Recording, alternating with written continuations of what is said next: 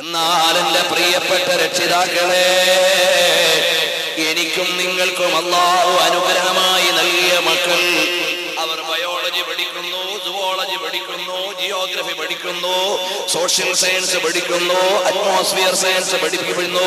അല്ലാഹുവിനെ നമ്മുടെ മക്കൾക്കറിയുമോ? നമുക്ക് കാരുണ്യം വിരിച്ചു തന്ന റസൂലുള്ളാഹിനെ നമ്മുടെ മക്കൾക്കറിയുമോ?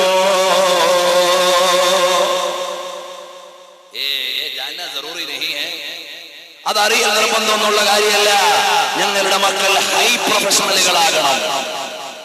നാളെ സംഭവിക്കാൻ പോണ എന്താ? SSLCയുടെ റിസൾട്ട് വന്നു, ഓർ +2ന്റെ റിസൾട്ട് വന്നു, അല്ലെങ്കിൽ ഡിഗ്രിയുടെ റിസൾട്ട് വന്നു, മെഡിസിന്റെ റിസൾട്ട് വന്നു, ഏതെങ്കിലും ആവട്ടെ. റിസൾട്ട് വരുന്നതിന്റെ തലേന്നോ പിറ്റേന്നോ നമ്മുടെ മോളോ മോനോ മരിച്ചുപോയി. നാളെ ഖബറിലേക്ക് ചെല്ലും. ഖബറിലേക്ക് ചെല്ലുമ്പോ മലക്കുകൾ ചോദിക്കും, മൻ റബ്ബുക, നിന്റെ റബ്ബാരാണ്? പഠിച്ചവനെ, മനോരമായി ഒരു ക്വസ്റ്റ്യനിൽ ഞാനത് കണ്ടില്ലല്ലോ. മാതൃഭൂമി ഇയർബുക്കിലും ഒരു ക്വസ്റ്റ്യനും അങ്ങനെയില്ലല്ലോ. എനിക്ക് എന്റെ വാപ്പ വാങ്ങി തന്ന ജനറൽ നോളജിന്റെ ഒരൊറ്റ ബുക്കിലും ഇങ്ങനെ ഒരു ക്വസ്റ്റ്യൻ ഇല്ല. അതേ സമയത്ത് മറ്റേതെങ്കിലും പൊളിറ്റിക്സുമായോ ജിയോഗ്രഫിയുമായോ അല്ലെങ്കിൽ മുല്ലപ്പെരിയാറുമായോ ബന്ധപ്പെട്ട ഏത് ഡീറ്റെയിൽസ് ചോദിച്ചാലും ഞാൻ പറഞ്ഞു തരാം. മൻ റബ്ബുക എന്ന ചോദ്യം എന്റെ പാഠശാലയിലില്ല. ഞാനിത് കേവലം തമാശയ്ക്ക് വേണ്ടി പറഞ്ഞതല്ല. രണ്ടാമത് ചോദിക്കുന്നത്, മോളെ, നിനക്ക് നിന്റെ ബയോളജിക്ക് അല്ലെങ്കിൽ മാത്സിന് അല്ലെങ്കിൽ ഇംഗ്ലീഷിന് ഏത് ഗ്രേഡാണ്? അല്ലാഹുവിന്റെ അടുക്കൽ ചോദ്യമില്ല. എല്ലാത്തിനും A+ കിട്ടണം, നമ്മുടെ മക്കളൊക്കെ വിജയിക്കണം, അത് നമ്മുടെ ആഗ്രഹമാണ്, ആവശ്യമാണ്.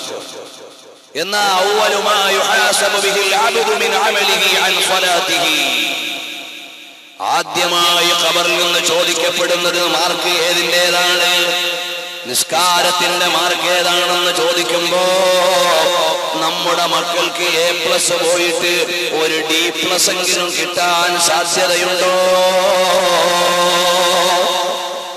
അവരുടെ വിജ്ഞാനത്തിന്റെ വഴിയെവിടെ? അവരുടെ ആരാധനയുടെ മാർക്ക് എവിടെ? അവരുടെ ഇബാദത്തിന്റെ അവസ്ഥ എവിടെ? അറിയുമോ സഹോദരാ?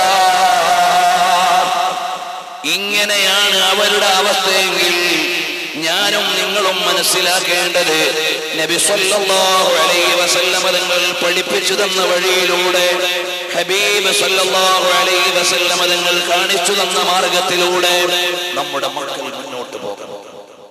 അപ്പോഴേ അവർക്ക് വിജയിക്കാൻ കഴിയൂ, അപ്പോഴേ അവർക്ക് ഇസ്ലാമിനെ പരിചയപ്പെടാൻ കഴിയൂ.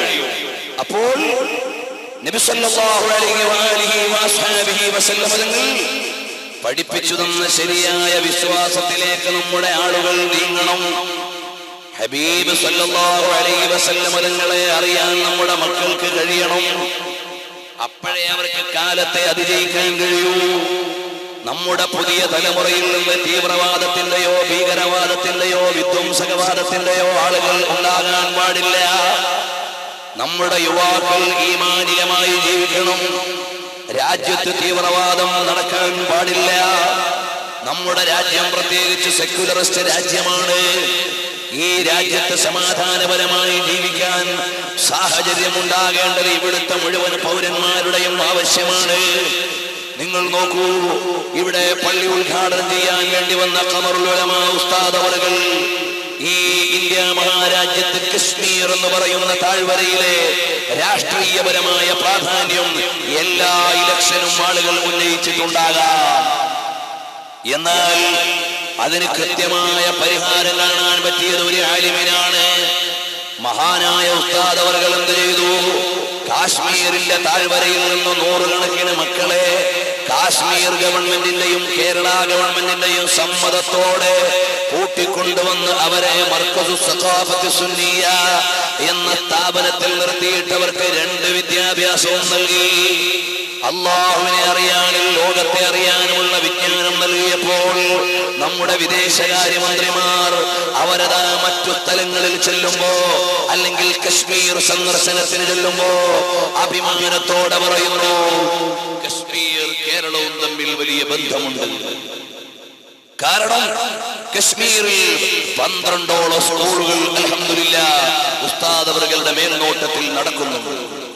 അവിടെ ആവശ്യം തീവ്രവാദികൾ ഉണ്ടാകാതിരിക്കാൻ, ഭീകരവാദികൾ ഉണ്ടാകാതിരിക്കാൻ അവർ ഈ ലോകത്തെ അറിയണം, ലോകാധികാരിയായ അല്ലാഹുവിനെ അറിയണം.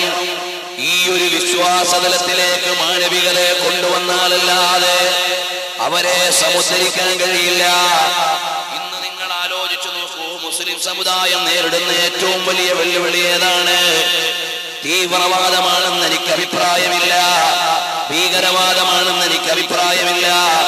മുസ്ലിം ചെറുപ്പക്കാര് ആവേശത്തിൽ എന്തിലെങ്കിലും എടുത്ത് ചാടാൻ പാടില്ല. ഇസ്ലാമിന് ഓരോന്നിനും കൃത്യമായ നിയമമുണ്ട് കേട്ടോ. ഒരു ഇസ്ലാമിക രാജ്യത്ത് എങ്ങനെ ജീവിക്കണമെന്ന് ഇസ്ലാമിന് നിയമമുണ്ട്. എങ്ങനെയാണ് അനിസ്ലാമികമായ രാജ്യത്ത് ജീവിക്കേണ്ടതെന്ന് ഇസ്ലാമിന് നിയമമുണ്ട്. ഒരു സെക്യുലറിസ്റ്റ് രാജ്യത്ത് എങ്ങനെയാണ് ജീവിക്കേണ്ടതെന്ന് ഇസ്ലാമിന് നിയമമുണ്ട്. അറിയുമോ, നബി സല്ലല്ലാഹു അലൈഹി വസല്ലം തങ്ങൾ മദീനയിലേക്ക് വന്നപ്പോ അവിടെ ജൂതന്മാരുടെ ഗോത്രങ്ങളുണ്ട്. അവര് മുഴുവനും മദീന വിട്ടുപോകാൻ നബി തങ്ങൾ പറഞ്ഞിട്ടില്ല. സുബുലുൽ ഹുദാ വർ റഷാദ് 3-ാം വാള്യം, 4-ാം വാള്യം, ഇബ്നു ഹിശാം 2-ാം വാള്യം, സീറത്തുൽ ഹലബി 2-ാം വാള്യം എടുത്ത് പരിശോധിച്ചു നോക്കിക്കോ. ആയിരക്കണക്കിന് ഗ്രന്ഥങ്ങളിൽ കാണാം നബി സല്ലല്ലാഹു അലൈഹി വസല്ലം തങ്ങൾ മദീനയിലുള്ള അവിശ്വാസികളോട് ഉടമ്പടി ചെയ്തു. അവിടെയുള്ള ജൂത ഗോത്രങ്ങളോട് ഉടമ്പടി ചെയ്തു. അവിടെയുള്ള വിശ്വാസികൾക്ക് നിയമമുണ്ടാക്കി. അവിടെയുള്ള അവിശ്വാസികൾക്ക് നിയമമുണ്ടാക്കി. പീസ്ഫുള്ളായി ആ രാജ്യം മുന്നോട്ട് പോകാൻ എല്ലാ ഭരണാധികാരികളെയും ഞെട്ടിപ്പിക്കുന്ന വിധത്തിൽ നിയമമുണ്ടാക്കിയ നേതാവാണ് മുഹമ്മദുർ റസൂലുള്ളാഹി സ്വല്ലല്ലാഹു അലൈഹി വസല്ലമ. അപ്പൊ ഇത് പഠിക്കാത്ത ആളുകളാണ് യഥാർത്ഥത്തിൽ ഇസ്ലാമിനെ എങ്ങനെ പ്രസന്റ് ചെയ്യണം എന്നറിയാതെ. ഇന്ന് മുസ്ലിംകൾ നേരിടുന്ന രണ്ടാമത്തെ വെല്ലുവിളി ഏതാണ്? അല്ലെങ്കിൽ അർത്ഥവത്തായി നോക്കിയാൽ ഏറ്റവും പ്രധാനപ്പെട്ട വെല്ലുവിളി ഏതാണ്? Modification of Islam or modernisation of Islam. ഇസ്ലാമിനെ ആധുനികവൽക്കരിക്കുക. ഇസ്ലാമിനെ കൂടുതൽ ആധുനികവൽക്കരിച്ചതിന്റെ പേരിലാണ് ഇന്ന് പല രാജ്യത്തും ചാനലുകൾ തുടങ്ങിപ്പോയി. ഇസ്ലാം ഹെദാരി എന്ന പേരിൽ മലേഷ്യയിൽ ഒരു ചാനലുണ്ട്. എന്നിട്ട് ഇസ്ലാമികമായ ഡ്രസ്, ഇസ്ലാമികമായ ലാംഗ്വേജ്, ഇസ്ലാമികമായ സിസ്റ്റം അത് മുഴുവനും മാറ്റിമറിച്ചുകൊണ്ടൊരു മോഡിഫൈഡ് ഇസ്ലാം അവതരിപ്പിക്കാൻ വേണ്ടി ആളുകൾ ശ്രമിക്കുന്നു. നാം വിശ്വാസപരമായി ഉൾക്കൊള്ളേണ്ടത് നബി സല്ലല്ലാഹു അലൈഹി വസല്ലം തങ്ങൾ പഠിപ്പിച്ചു തന്നതു തന്നെയാണ്. ആത്മീയമായ കാര്യങ്ങളിൽ സ്വീകരിക്കേണ്ടത് ഇന്നലകളിൽ ചിന്തിച്ചതാണ്. അതേസമയത്ത് കമ്പ്യൂട്ടറിന്റെയും IT-യുടെയും ടെക്നോളജിയുടെയും ഇൻഫർമേഷൻ ടെക്നോളജിയുടെയും കാര്യത്തിൽ വരുമ്പോൾ നമ്മുടെ മക്കൾ ഏറ്റവും ലേറ്റസ്റ്റ് ആൻഡ് അഡ്വാൻസ്ഡ് ടെക്നോളജി പഠിച്ചിരിക്കണം. അതേസമയത്ത് ഖുർആനും ഹദീസും നോക്കുമ്പോൾ ഓൾഡസ്റ്റ് എക്സ്പ്ലനേഷൻസ് ആൻഡ് കമന്ററീസ്, ഏറ്റവും പഴയ വ്യാഖ്യാനങ്ങൾ. സ്വഹാബത്ത് എങ്ങനെയാണോ വ്യാഖ്യാനിച്ചത്, ഇമാമിയങ്ങൾ എങ്ങനെയാണോ വ്യാഖ്യാനിച്ചത്, ആ രീതിയിലേക്ക് പോകണം. കാരണം എന്താണ്? 4 മദ്ഹബിന്റെ ഇമാമിയങ്ങളെ പോലെയുള്ള ബുദ്ധിമാന്മാർ ഒരു ശാസ്ത്രജ്ഞനുമില്ല. അറിയുമോ, ഇമാമുൽ അഅ്ലം അബൂ ഹനീഫ റളിയല്ലാഹു അൻഹുവിനെ പോലെ ദിശണയുള്ള ഒരു സയന്റിസ്റ്റുമില്ല. അബൂ ഹനീഫ ഇമാം റളിയല്ലാഹു അൻഹു ആ കാലഘട്ടത്തിലെ യുക്തിവാദികൾക്ക് മറുപടി പറഞ്ഞ മഹാനാണ്. നിരീശ്വരവാദികൾക്ക് മറുപടി പറഞ്ഞ മഹാനാണ്. ആ കാലഘട്ടത്തിലെ റാഷണലിസ്റ്റുകളോട് ഡിബേറ്റ് നടത്തിയ, സംവാദം നടത്തിയ നേതാവാണ് ഇമാമുൽ മുസ്ലിമീൻ അബൂ ഹനീഫത്തുൽ കൂഫി. നഹറു അബീ حنيفة للإفادة وليل أبي حنيفة للعبادة. അബൂ ഹനീഫ ഇമാം തങ്ങൾ മുഴുവനും വിജ്ഞാനം കൊണ്ട് വിളവെടുക്കാനാണ്. രാത്രി മുഴുവനും ആരാധന കൊണ്ട് അല്ലാഹുവിലേക്ക് അടുക്കാനാണ്. അത്രയും വലിയ മഹാനായിരുന്നു ഇമാം ഇമാമുൽ അഅ്ളം അബൂ ഹനീഫ റളിയല്ലാഹു അൻഹു. അത്രയും വലിയ ബുദ്ധിമാനാണ് ഐൻസ്റ്റൈൻ എന്ന് നമുക്ക് അഭിപ്രായമില്ല. അത്രയും വലിയ ബുദ്ധിമാനാണ് മറ്റ് സയന്റിസ്റ്റുകൾ എന്ന അഭിപ്രായമില്ല. ഏതോ ഒരു ഡിസ്കവറി, ഒരു ഇൻവെൻഷൻ, അതിലൂടെ മാത്രമാണ് സയന്റിസ്റ്റുകൾ അറിയപ്പെടുന്നത്. അതേസമയത്ത് ഇമാം അബൂ ഹനീഫ റളിയല്ലാഹു അൻഹു ആ കാലഘട്ടത്തിലുള്ള മുഴുവൻ ബ്രാഞ്ചസ് ഓഫ് നോളജും ഓഥന്റിക്കായി പഠിച്ച് അതിനെ മുഴുവനും റിയാക്ട് ചെയ്യുവാനുള്ള കഴിവുള്ള മഹാനായിരുന്നു ഇമാം അബൂ ഹനീഫ റളിയല്ലാഹു അൻഹു. ഇനി വരൂ, ഇമാമുന ശാഫിഈ റളിയല്ലാഹു അൻഹു ആരാണ്? ഇമാമുന ശാഫിഈ റളിയല്ലാഹു അൻഹു ആരാണ്? ശാഫിഈ ഇമാം റളിയല്ലാഹു അൻഹു ആ കാലഘട്ടത്തിലെ മുഴുവൻ സയൻസുകളും പഠിച്ചിട്ടുണ്ട്. മഹാനായ ശാഫിഈ ഇമാം റളിയല്ലാഹു അൻഹു പെണ്ണിന്റെ മെൻസസിന്റെ പീരീഡ് പറഞ്ഞു. ഒരു മോഡേൺ ബയോളജിസ്റ്റും അതിനെ ഒബ്ജക്ട് ചെയ്തിട്ടില്ല. ഒരു മോഡേൺ ബയോളജിസ്റ്റും അതിനെ എതിർക്കാൻ കഴിഞ്ഞിട്ടില്ല. 4 മദ്ഹബിന്റെ ഇമാമുകൾ ആർത്തവകാരികളുടെ ആർത്തവ ചക്രത്തെയും ബ്ലീഡിംഗ് പോയിന്റിനെയും അല്ലെങ്കിൽ മെൻസസ് അല്ലാത്ത ബ്ലീഡിങ്ങിനെയും മാസപ്പിറവിയെ കുറിച്ചും ഒക്കെ മഹാന്മാര് ആസ്ട്രോണമിയും ബയോളജിയും ഒക്കെ പറഞ്ഞു. അത്രയും ഓഥന്റിക്കായി സയൻസ് പറഞ്ഞ വേറെ ഏത് ഗ്രന്ഥം, വേറെ ഏത് ലോകം മഹാന്മാരായ മദ്ഹബിന്റെ ഇമാമുകളെ പോലെ? അതുകൊണ്ട് എന്റെ മുസ്ലിം രക്ഷിതാക്കളോട് പറയാനുള്ളത്, നമ്മുടെ മക്കൾ കേവലം ഈ സമം MC² കോസും ടാനും ഒക്കെ പഠിച്ചു പോയാൽ പോരാ. അവര് അല്ലാഹുവിന്റെ മതം കൂടി അങ്ങ് പഠിച്ചാൽ അവരെ പോലെ അഡ്രസ് വേറെ ലോകത്ത് ആർക്കുമില്ല.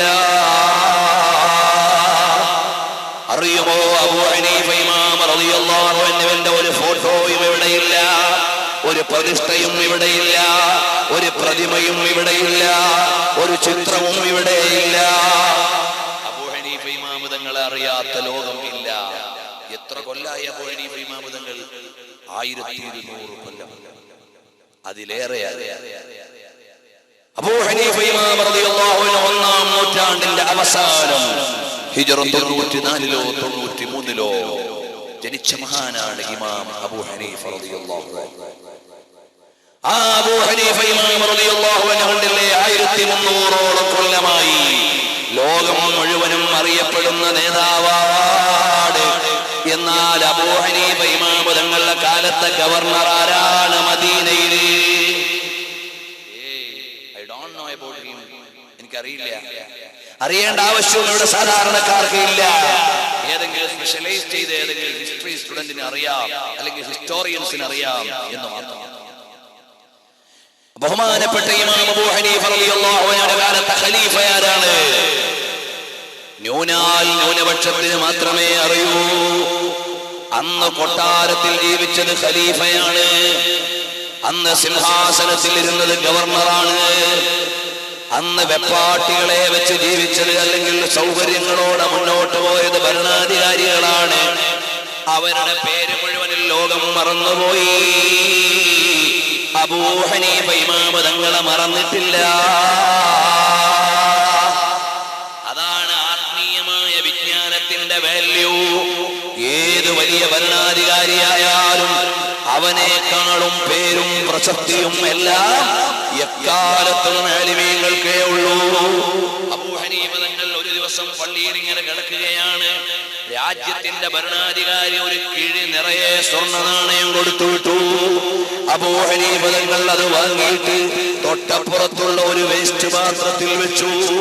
എന്നിട്ട് മകനോട് വസിയ്യത്ത് ചെയ്തു, മോനെ, ഞാൻ മരിച്ചാൽ ഇത് നേരെ ഭരണാധികാരിക്ക് തിരിച്ചു കൊടുക്കണം, എനിക്ക് ആവശ്യമില്ല. അബൂ ഹനീഫ തങ്ങൾ വഫാത്തായപ്പോ ആ കൊടുത്ത കിഴി മകൻ കൊണ്ടുപോയി അങ്ങ് കൊടുത്തു. അപ്പോൾ പറഞ്ഞു, അബൂ ഹനീഫ ജീവിച്ചിരുന്നപ്പോഴും വഫാത്തായപ്പോഴും ഞങ്ങളെ തോൽപ്പിച്ചു കളഞ്ഞു. അബൂ ഹനീഫ ഇമാം തങ്ങൾക്ക് അത് ആവശ്യമുണ്ടായില്ല. ഇമാമുന ശാഫിഈ റളിയല്ലാഹു അൻഹു അങ്ങ് ഫലസ്തീനിലെ ഗസ്സ എന്ന് പറയുന്ന സ്ഥലത്താണ് ജനിച്ചത്. 2 വയസ്സുള്ളപ്പോ ഉമ്മ കയ്യിൽ പിടിച്ചു നേരെ കൊണ്ടുവന്നതാണ് മക്കയിലേക്ക്.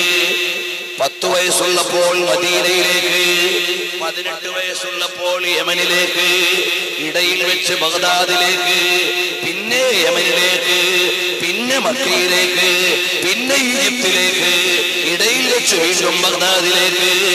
അങ്ങനെ പോയ ഇമാമുന ശഫീഈ റളിയല്ലാഹു അൻഹു യമനിലെ ഖാദിയായിരിക്കുന്ന കാലത്ത് അവിടുന്ന് മക്കത്തേക്ക് വരുമ്പോ ഒരു കിഴി നിറയെ ആളുകൾ ഹലാലായ നിരക്ക് നൽകിയ, സന്തോഷത്തോടെ നൽകിയ സമ്മാനം കൊണ്ട് ഉമ്മാനെ കാണാൻ വരുമ്പോ ഉമ്മ പറഞ്ഞു, മോനെ വീട്ടുപടിക്കലേക്ക് കയറാതെ തിരിച്ചിറങ്ങിക്കോ മോനെ, ഈ പണത്തിന് വേണ്ടി നിന്നെ ഞാൻ പഠിപ്പിച്ചിട്ടില്ല. അപ്പൊ ഇമാമുന ശാഫിഈ തങ്ങൾ പറഞ്ഞു, ഉമ്മ ഞാൻ ഇതിനെ പ്രണയിച്ചിട്ട് കെട്ടിപ്പിടിച്ചു കൊണ്ടുവന്നൊന്നുമല്ല, എന്നെ കഷ്ടപ്പെട്ട് വീട് വിറ്റ് പോറ്റി പഠിപ്പിച്ച പ്രിയപ്പെട്ട ഉമ്മാക്ക് സന്തോഷത്തിന് കൊണ്ടുവന്നതാണ്. ഉമ്മയ്ക്ക് വേണ്ടെങ്കിൽ എനിക്ക് ആദ്യമേ വേണ്ട. നേരെ ഹറമിലേക്ക് ഇറങ്ങി പാവപ്പെട്ടവർക്ക് മുഴുവനും വിതരണം ചെയ്തിട്ടാണ് തിരിച്ചു കയറിയതെന്ന് ഇമാം ബൈഹഖി മനാഖിബുൽ ഇമാം ശാഫിഈ എന്ന ഗ്രന്ഥത്തിൽ. നിങ്ങൾ നോക്കൂ, ആ ആലിമീങ്ങളുടെ പേരും പ്രശസ്തിയും പോലെ ലോകത്തൊരു സയന്റിസ്റ്റിനും ഇല്ല, ഒരു ഭരണാധികാരിക്കുമില്ല. അപ്പൊ എന്റെ മകൻ ഒരു ആലിമാകണം, ഇമാം അബൂ ഹനീഫയുടെ പിൻഗാമിയായി. എന്റെ മകൻ ഒരു ആലിമാകണം, ഇമാമുന ശാഫിഈ തങ്ങളുടെ പിൻഗാമിയായി. എന്റെ മകൻ ഒരു ആലിമാകണം, വലിയ വലിയ ഇമാമീങ്ങളുടെ പിൻഗാമിയായി. ഇമാം ബുഖാരി റളിയല്ലാഹു അൻഹു ആരായിരുന്നു? വലിയ വമ്പൻ മുതലാളിയുടെ മകനായിരുന്നു ഇമാം ബുഖാരി റളിയല്ലാഹു അൻഹു.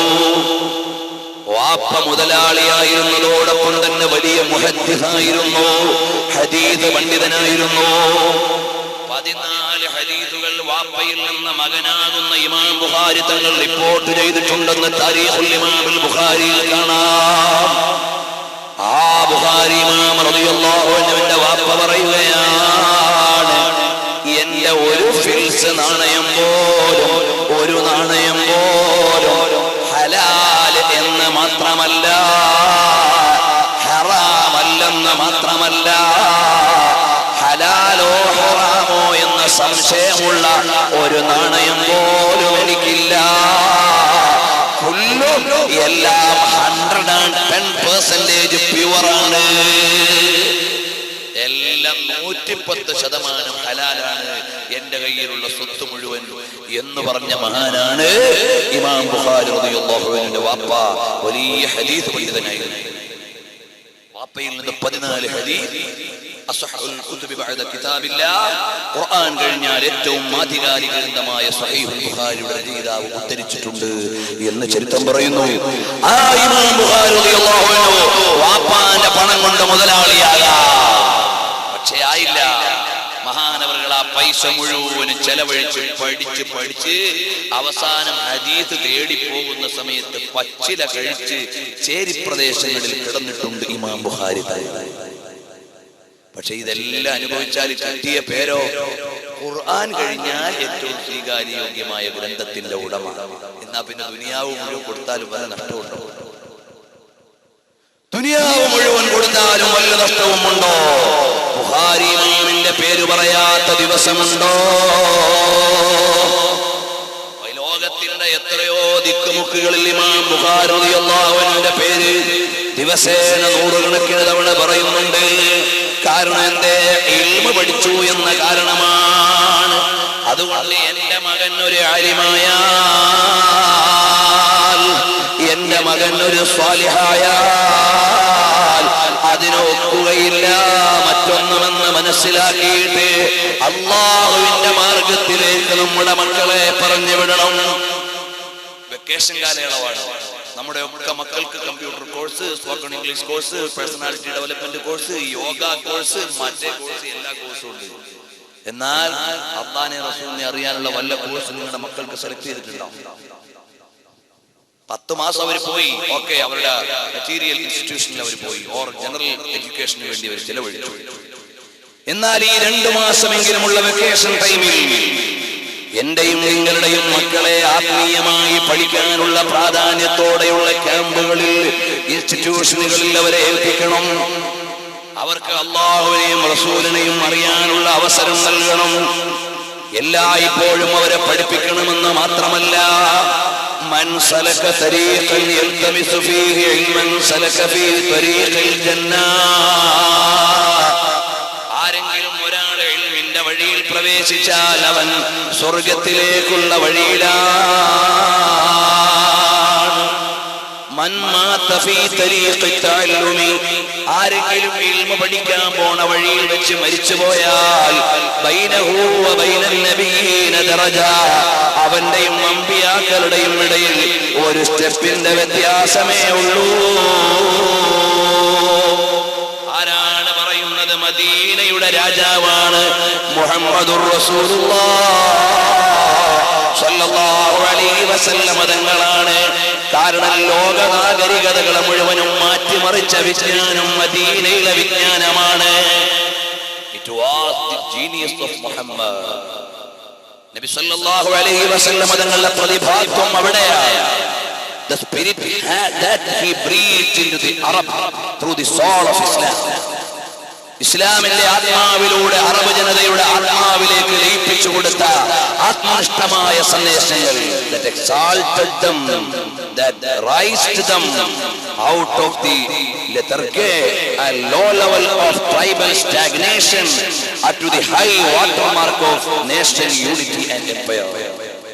അധസ്ഥിതമായ സാമുദായിക നിലവാരത്തിൽ നിന്ന് ഉന്നതമായ ഭരണാധികാര മണ്ഡലത്തിലേക്ക് അറബ് ജനതയെ മുഴുവൻ ഉയർത്തിക്കൊണ്ടുവന്നത് ഏത് ഘടകമാണെന്ന് ചരിത്രം വിലയിരുത്തുമ്പോ it was the genius of Muhammad, that the spirit that he breathed into the Arab through the soul of Islam. ഇസ്ലാമിന്റെ ആത്മാവിലൂടെ ആ കാലഘട്ടത്തിലെ ജനതയുടെ ആത്മാവിലേക്ക് വിശ്വാസത്തിലേക്ക് ലയിപ്പിച്ചു കൊടുത്ത പ്രഭാവമാണ്, സ്പിരിറ്റാണ്. അവരെ മുഴുവനിൽ ലോകത്തെ ഉന്നതനായ ഭരണാധികാരികളും ഭരണകേന്ദ്രങ്ങളുടെ നിയന്ത്രിതാക്കളുമാക്കി മാറ്റിയതെന്ന് പറയുമ്പോ അത് പഠിക്കാനുള്ള അവസരമാണ് നമ്മുടെ മക്കൾക്ക് നൽകേണ്ടത്. ഒന്നുകൂടി ഞാനൊന്ന് ചോദിക്കട്ടെ, വാപ്പാ, എന്റെ മോൻ is a doctor, yes, is an engineer, okay, collector, ഏത് പദവിയും പറഞ്ഞോ, അതിനേക്കാൾ വലിയ പദവിയാണ് എന്റെ മകൻ ഒരു ഹാഫിളാണ്. എന്റെ മകൻ അല്ലാഹുവിന്റെ ഖുർആൻ മുഴുവനും ബൈഹാട്ടാക്കിയ ഒരു മോൻ. ആ മോനെ നാളെ പള്ളിക്കാട്ടി കൊണ്ടുവച്ചാൽ നല്ല ഉറവിയായ ഹാഫിളാണോ? മണ്ണ് പോലും തിന്നൂല. ആ മോനെയും നാളെ പരലോകത്തേക്ക് വന്നാലോ വാപ്പാന്റെ കൈ പിടിച്ചു കൊണ്ടുപോകുന്നു, ശഫീഅൻ ലഹു ഇലൽ ജന്ന, സ്വർഗ്ഗത്തിലേക്കുള്ള ശുപാർശ. ഇമാം മുസ്ലിം ഉദ്ധരിക്കുന്ന ഹദീസിൽ കാണാം, ചില പാവപ്പെട്ടവരുടെ തലയിൽ നാളെ പരലോകത്ത് സ്വർണത്തിന്റെ കിരീടം വെച്ചു കൊടുത്തു. അപ്പൊ അവർക്ക് അത്ഭുതമായി, ഞാൻ ഒരു അമലും ചെയ്തിട്ടില്ലല്ലോ, എന്തുകൊണ്ടാണ് എനിക്കിത് വെച്ച് തരുന്നത്? അപ്പൊ പറയപ്പെടും, നിങ്ങളൊന്നും ചെയ്തോണ്ടല്ല, നിങ്ങൾ നിങ്ങളുടെ മകനെ ഹാഫിളാക്കിയതുകൊണ്ട്, ഖുർആൻ പഠിക്കാൻ വിട്ടതുകൊണ്ട്. ഈ ഒരു ആത്മീയമായ സന്ദേശം നമ്മുടെ മക്കൾക്ക് നൽകിയാൽ അവർ ഹാഫിളീങ്ങളായ ഡോക്ടർമാരാകട്ടെ, ആലിമീങ്ങളായ എഞ്ചിനീയർമാരാകട്ടെ, അല്ലാഹുവിന്റെ ദീൻ അറിയുന്ന കളക്ടർമാരാകട്ടെ, അങ്ങനെ നല്ല ഒരു നിലവാരത്തിലേക്ക് അവർ ഉയർന്നു വന്നാൽ അല്ലാഹുവിന്റെ അടുക്കലും ലോകത്തും പ്രതാപമുള്ള മക്കളായി മാറണ്ടേ. അല്ലാതെ പരിഷ്കാരത്തിന്റെ പറുദീസയിൽ ഭ്രാന്തന്മാരായി നടക്കുന്ന പുതിയ മക്കള് അവരതാ കലാലയത്തിന്റെ മുറ്റത്തുനിന്ന് കണ്ണടിച്ച പെണ്ണിന്റെ കൂടെ നാട് വിട്ടുപോകുന്നു. അങ്ങനെ ഏതെങ്കിലും ഒരു പെണ്ണിനെ പിടിച്ചോണ്ടാവും പോയി. അവസാനം കോടതി വരുമ്പോ വാപ്പ പറയും, ഇതെന്റെ മോനല്ല, എനിക്ക് എന്റെ മോനില്ല. അതുകൊണ്ട് വല്ല കാര്യമുണ്ടോ? ഇല്ല. അപ്പൊ വാപ്പ ആലോചിക്കണം, ഈ പെണ്ണിനെ പിടിച്ചോണ്ട് പോകല് ഹറാമാണെന്ന് ഞാൻ എന്തെങ്കിലും എന്റെ മോനോട് പറഞ്ഞിട്ടുണ്ടോ? അള്ളാഹ്ക്ക് പൊറുക്കാത്ത കാര്യമാണ് ഇതൊക്കെ, എന്റെ മോന് പഠിപ്പിക്കാൻ വല്ല അവസരവും ഞാൻ നൽകിയിട്ടുണ്ടോ? എന്റെ മോനെ അള്ളാഹിനെ കുറിച്ച് ചിന്തിപ്പിക്കുന്ന ഏതെങ്കിലും ചാപ്റ്റേഴ്സ് എന്റെ വീട്ടിൽ വന്നിട്ടുണ്ടോ? ഇല്ല. പിന്നെ എങ്ങനെ ഈ കുട്ടി നല്ലതിന്റെ വഴിയിൽ വരും? എങ്ങനെ വരും? ഇന്ന് പല സ്ഥലങ്ങളിലും പെൺകുട്ടികൾ വ്യാപകമായി ഒളിച്ചോടുന്നുണ്ട്. കണ്ണൂർ ജില്ലയിലെ ഒരു സ്ഥലത്ത് ഒരു സർവകക്ഷി യോഗത്തിലേക്ക് പ്രസംഗിക്കാൻ വിളിച്ചു. അവിടുത്തെ പ്രശ്നം എന്താ? പെൺകുട്ടികൾ ഒളിച്ചോടും. 40ഓളം പെൺകുട്ടികൾ ആ പ്രദേശത്ത്, സമീപ പ്രദേശത്തൊക്കെ പോയി. എന്നെ ഒരിക്കൽ കോഴിക്കോട് പേരാമ്പ്രയിൽ നിന്ന് വിളിച്ചു. ആ നാട്ടിലെ ഒരു പ്രമാണിയുടെ മകൾ ഒളിച്ചോടി പോയിട്ട് വലിയ വിവാദമായി കിടക്കുന്നു, നിങ്ങളെ പ്രസംഗത്തിൽ ഉൾക്കൊള്ളിക്കണം എന്ന് പറഞ്ഞിട്ടാണ് വിളിച്ചത്. വ്യക്തികളെയും പേരും ഒന്നും പറയൽ നമ്മുടെ ലക്ഷ്യമല്ല. വിഷയം നമ്മൾ മനസ്സിലാക്കുക. എന്നാൽ നമ്മുടെ മക്കൾ എവിടെയെങ്കിലും വഴികേടായി പോകുന്ന സമയത്ത് വിരല് കടിച്ച് എനിക്കിങ്ങനെ മോളില്ല മോനില്ല എന്ന് പറഞ്ഞിട്ട് കാര്യമില്ല. ഈ മക്കൾക്ക് അല്ലാഹുവിനെ അറിയണമെങ്കിൽ അല്ലുമ്മു മദ്റസത്തുൻ ഒന്നാമത്തെ ഫസ്റ്റ് സ്കൂൾ ഏതാണ്? അൽ മദ്റസത്തുൽ ഊലാ, ഒന്നാമത്തെ മദ്റസ ഉമ്മയാണ്. ഫസ്റ്റ് സ്കൂൾ, ആദ്യത്തെ മദ്രസയാകുന്ന ഉമ്മ കുഞ്ഞനെ എടുത്ത് മടിയിൽ വെച്ചിട്ട് പോയിരിക്കുന്നത് സിനിമയും സീരിയലും കാണാനാ. ഈ കുട്ടി ആരെ പരിചയപ്പെടും? അള്ളാന്റെ റസൂലിനെ അറിയോ? ഗുണമണിയായ റസൂലുള്ളാഹ് തണി പകരും തിരുനൂറുള്ളാഹ് ഇറയോന്റെ കനിയെ സല്ലല്ലാഹു എന്ന് പണ്ട് താരാട്ട് പാടിയ കുഞ്ഞിന് ആ റസൂലുള്ളാഹിനെ ഓർമ്മ ഉണ്ടാവും. ഇന്നോ കുഞ്ഞിനെയും കൊണ്ട് പോയിരിക്കുന്നത് സീരിയൽ കാണാനാ. ഇവന്റെ ബ്ലാങ്ക് ആയ ഹാർട്ടിലേക്ക് ഏതോ ഒരു സ്റ്റാർ കടന്നു കഴിഞ്ഞു, ഒരു മിസ്ട്രസ് കടന്നു കഴിഞ്ഞു, അല്ലെങ്കിൽ മറ്റേതെങ്കിലും ഒരു മിസ്റ്റർ കടന്നുപോയി. ഇനി അവിടെ സ്ഥാപിക്കപ്പെട്ടു പോയത് സിനിമാ താരങ്ങൾ, അവിടെ സ്ഥാപിക്കപ്പെട്ടു പോയത് സിനിമാ തിലകങ്ങൾ. എന്നാൽ സഹോദരി, നീ ആറ്റുനോറ്റ് പോറ്റി വളർത്തിക്കൊണ്ടുവരുന്ന മകന്റെ മനസ്സിലേക്ക് വന്നുപോയില്ലേ? അല്ലാഹു സുബ്ഹാനഹു വ തആല പാല് കൊടുക്കാനുള്ള അവയവം ഹാർട്ടിനോട് ചേർത്താണ് വെച്ചത്. ഉമ്മാക്കൊരു പ്രയാസമാണ്, വണ്ടി പോകുമ്പോഴും വീട്ടിലിരിക്കുമ്പോഴൊക്കെ കുപ്പായ അഴിക്കണം, വസ്ത്രമൊക്കെ അഴിച്ചിട്ട് മെനക്കെട്ട് വേണം കുഞ്ഞിന് അമ്മിഞ്ഞ കൊടുക്കാൻ. അത് അല്ലാഹുവിനെ അറിയാത്തവനല്ല. വേണമെങ്കിൽ കയ്യിൽ എവിടെയെങ്കിലും ഒരു നിപ്പിള് പടക്കാൻ പടച്ചോന് കഴിയാഞ്ഞിട്ടല്ല. പക്ഷേ അല്ലാഹു സുബ്ഹാനഹു വ തആല നിപ്പിള് വെച്ചത് ഹാർട്ടിനോട് ചേർന്നാണ്. കാരണം കുഞ്ഞിന് പാല് കൊടുക്കുന്ന സമയത്ത് ഉമ്മാന്റെ ഹാർട്ടിന്റെ ബീറ്റും കുഞ്ഞിന്റെ ബ്രെയിനിന്റെ ബീറ്റും രണ്ടും കൂടി ലയിക്കുകയാണ്. ഉമ്മാന്റെ ഹൃദയത്തിന്റെ മിടിപ്പും കുഞ്ഞിന്റെ ബ്രെയിനിന്റെ മിടിപ്പും രണ്ടും കൂടി ഇങ്ങനെ യോജിക്കുമ്പോ ഈ കുട്ടിക്കൊരു സ്നേഹം ഉണ്ടാവും. ഇതെന്റെ ഉമ്മയാണ്, ഇതെന്റെ ഉമ്മയാണ്, എന്റെ ഉമ്മയാണ്. ആ കുടിച്ച പാലിന്റെ ഒരു കടപ്പാടുണ്ട്. ഇന്നിപ്പോ നമ്മുടെ മക്കൾക്ക് ആരോടാ കടപ്പാട്? ജോൺസൺ ആൻഡ് ജോൺസൺ കമ്പനിയോടാ. കാരണം ജനിച്ചു വീഴുമ്പോഴേ കിട്ടുന്ന നിപ്പളും സോപ്പും കുളിപ്പിക്കുന്നതും എല്ലാം ആ കമ്പനിയുടേതായി പോയി. ഇനി വാപ്പായുമായും വലുതായി, ഇവൻ നല്ല മേജറായി, വാപ്പായുമായും റിവേഴ്സ് ഗിയറില്ല എന്ന് പറഞ്ഞാൽ കിളവിനും കിളവിയായിക്കൊണ്ടിരിക്കുക. അതാണ് റിവേഴ്സ് ഗിയർ. സൈക്ലിക് ഓർഡറിലാണ് ലോകത്തുള്ളത് മുഴുവനും. യുവാവ് കിളവനാവും, യുവതി കിളവിയാകും, അങ്ങനെയുള്ള ഒരു സൈക്ലിക് ഓർഡർ. അതാണ് ലോകത്തുള്ളത് മുഴുവനും. എല്ലാ ഉയർച്ചയും തകർച്ചയുടെ, എല്ലാ വളർച്ചയും തളർച്ചയുടെ, എല്ലാ ഉയർച്ചയും തകർച്ചയുടെ, എല്ലാ ഉന്നമനവും ഉദ്ഗമനവും അധോഗമനത്തിന്റെ എല്ലാം റിവേഴ്സ് ഗിയറിലേക്ക് വീഴും. പ്രായമേറെയാകുമ്പോ നേരെ തിരിച്ചോടാൻ തുടങ്ങും. ഉപ്പാപ്പമാര് കുട്ടികളുടെ സ്വഭാവം കാണിക്കും. അതാണ് അപ്പൊ ചോദിക്കും, മോനെ അതെന്താ? പണ്ട് ഉപ്പാപ്പ കുട്ടി ചോദിച്ചതുപോലെ കുട്ടി കാണുമ്പോ അതെന്താ ഇങ്ങനെ, ഇതെന്താ അങ്ങനെ എന്ന് ചോദിച്ച പ്രായത്തിലേക്ക് എത്തും. അതാണ് ഖുർആൻ പറഞ്ഞത്. എന്നാൽ സഹോദരാ, ആ സമയത്ത് ഈ മോൻ ആലോചിക്കും, പടച്ചോനെ എനിക്കൊരു ഉമ്മാന്റെയും വാപ്പാന്റെയും തണല് വേണ്ട സമയത്ത് എന്റെ കൈ പിടിക്കാതെ എന്നെ ഏതെങ്കിലും ഒരുത്തനെയോ ഒരുത്തിയോ കമ്പനിയോ ഒക്കെ ഏൽപ്പിച്ചു കൊടുത്തിട്ട് ജോലിക്ക് പോയ തള്ളയും തന്തയും തൽക്കാലം വൃദ്ധസദനത്തിൽ കിടക്കട്ടെ തീരുമാനിച്ചുപോയി. കുഞ്ഞുകാലത്ത് മക്കളെ നല്ല നിലക്ക് പരിപാലിച്ചാൽ നമ്മൾ വലുതാവുമ്പോ ആ മക്കൾ നല്ലോലെ നോക്കും. അല്ലെങ്കിൽ ആ മക്കൾ പറയും, പണ്ട് എന്നെ നല്ലോലെ നോക്കേണ്ട സമയത്ത് ഉമ്മ അവിടെ ഇട്ട് പോയതാ, അതുകൊണ്ട് തൽക്കാലം ഉമ്മയുടെ വിരോധമൊന്നുമില്ല, ആ വൃദ്ധസദനത്തിൽ പോയിക്കോ, ഫീസ് ഞാൻ പേ ചെയ്തോളാം. ഈ രീതിയിലേക്ക് നമ്മുടെ മക്കൾ തിരിച്ചു വരാനുള്ള കാരണം നാം സ്വീകരിച്ച കൾച്ചറുകളാണ്, നാം സ്വീകരിച്ച സമീപന രീതികളാണ്. ഞാൻ പറഞ്ഞു വരുന്നത്, നമ്മുടെ മക്കൾ ഒരു ആലിമാകുന്നതിൽ, ഒരു ആലിമത്താകുന്നതിൽ അഭിമാനം വേണം. എന്റെ മകൻ അൽഹംദുലില്ലാഹ്, എന്റെ മകൻ ഒരു ആലിമാണ്. നമ്മളോ എന്റെ മകൻ കളക്ടറാന്ന് പറഞ്ഞാൽ 42 കാലിലാണ് കാക്കാക്ക് നടക്കാൻ തോന്നുക. എന്നാൽ എന്റെ മകൻ അല്ലാഹുവിന്റെ നിയമം പറയാൻ പറ്റുന്ന ആലിമാണ്, ഖുർആൻ ഓതാൻ പറ്റുന്ന ആലിമാണ്. എന്റെ മോള് ഒരു ആലിമയാണ്. പെൺമക്കളെയും പഠിപ്പിക്കേണ്ടതാണ്. കണ്ടില്ലേ സയ്യിദുനാ സഈദ് ബിനുൽ മുസയ്യിബ് റളിയല്ലാഹു അൻഹു? ആരാണ് സഈദ് ബിനുൽ മുസയ്യിബ് എന്നറിയുമോ?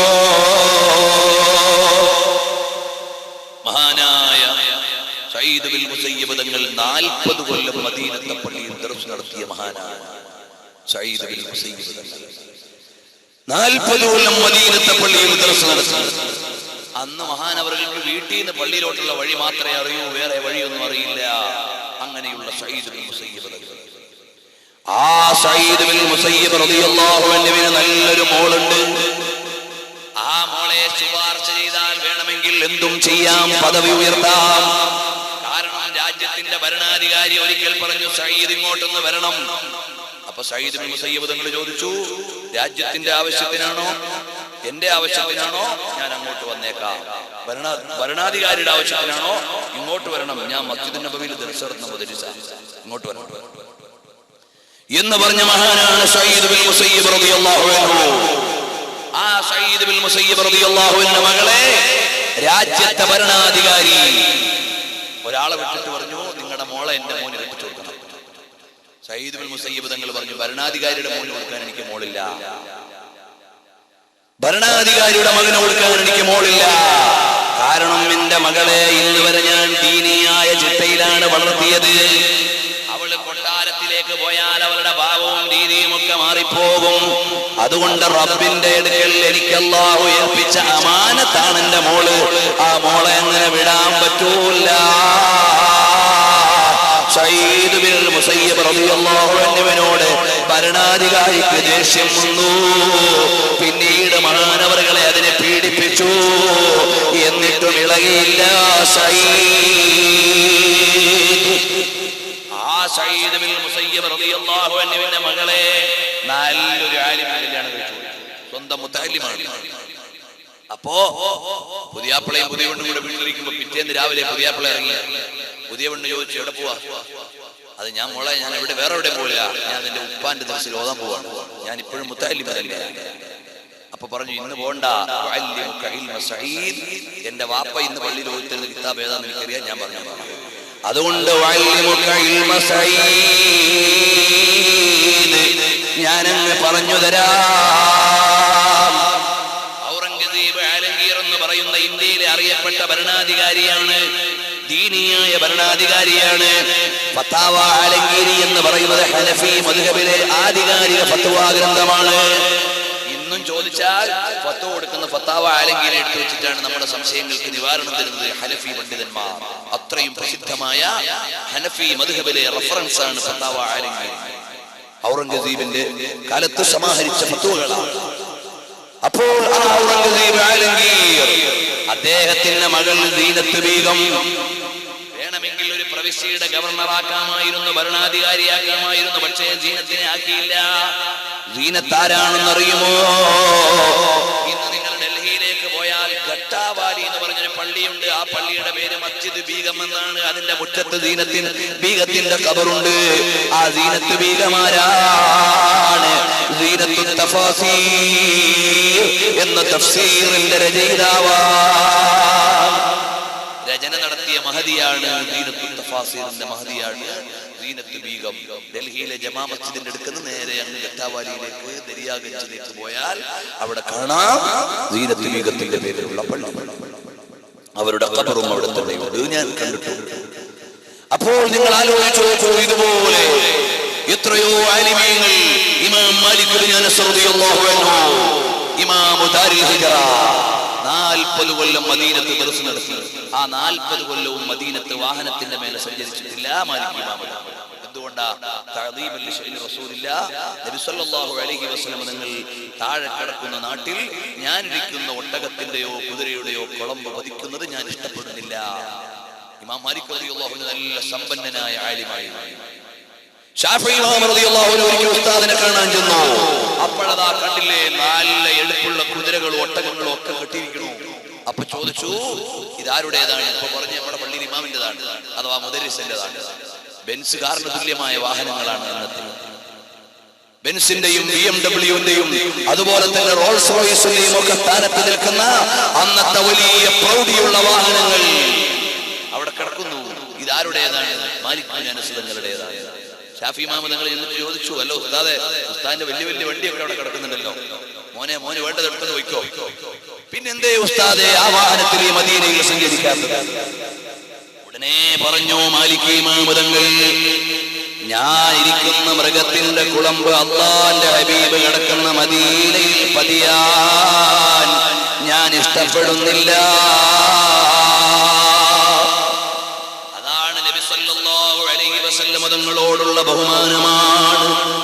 റസൂലുള്ളാഹി സ്വല്ലല്ലാഹു അലൈഹി വസല്ലം തങ്ങൾ കിടക്കുന്ന ഖബർ ശരീഫിനോടുള്ള ബഹുമാനമാണ്.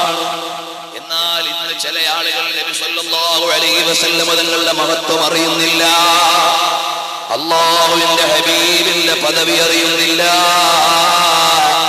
എന്റെ പ്രിയപ്പെട്ട മുഅ്മിനീങ്ങളെ, റസൂലുള്ളാഹി തങ്ങളെ കുറിച്ചുള്ള ചർച്ചകൾ വരുമ്പോ നിനക്ക് വ്യക്തമായി അറിയാത്ത വിഷയങ്ങളാണെങ്കിൽ നീ അതിൽ വെറുതെ അഭിപ്രായം പറഞ്ഞു നിന്റെ ഈമാൻ കളയണ്ട.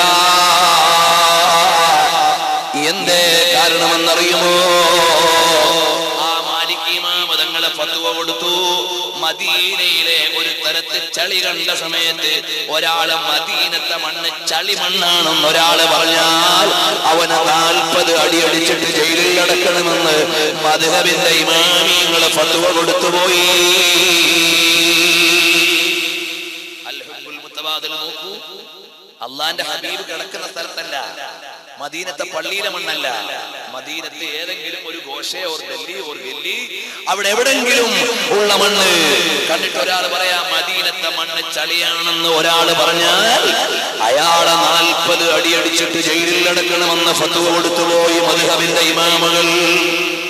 എന്നിട്ടാണോ നബി സല്ലല്ലാഹു അലൈഹി വസല്ലം തങ്ങളുടെ ആദരണീയമായ കേശം പല ആളുകളും വലിച്ചഴച്ചിട്ട് ചർച്ച ചെയ്യുമ്പോ നിനക്ക് അതിൽ ഒരു വിവരവും ഇല്ലെങ്കിൽ നീ മൗനം ദീക്ഷിച്ചുകൊണ്ടെങ്കിലും നിന്റെ ഈമാൻ കാത്തുരക്ഷിക്കണേ കൂട്ടുകാരാ. നിനക്ക് അറിയാത്തത് പറഞ്ഞിട്ട് അപകടത്തിൽ പെടേണ്ടതില്ല. എന്തേ കാരണം? അല്ലാഹുവിന്റെ ഹബീബ് സല്ലല്ലാഹു അലൈഹി വസല്ലം തങ്ങളുടേതാണെന്ന് അറിയപ്പെട്ട ഒരു ശേഷിപ്പ്, നബിമാരുടേതാണെന്ന് അറിയപ്പെട്ട ശേഷിപ്പ്, അതിനാദരവുണ്ടെന്ന് പഠിപ്പിച്ചത് ഖുർആനാണ്. നോക്കൂ, കഅബയിലേക്കല്ലേ നമ്മൾ തിരിഞ്ഞു നിസ്കരിക്കുന്നത്, എന്നാൽ അല്ലാഹു ഖുർആനിൽ പറഞ്ഞില്ലേ ഫീഹി ആയാതും ബയ്യിനാതും മഖാമു ഇബ്രാഹീം. ആ മക്കത്ത് ചെല്ലുമ്പോ അവിടെ അല്ലാഹുവിന്റെ വ്യക്തമായ ദൃഷ്ടാന്തങ്ങളുണ്ട്. അതിൽ ഒരു ദൃഷ്ടാന്തമാണ് മഖാമു ഇബ്രാഹീം.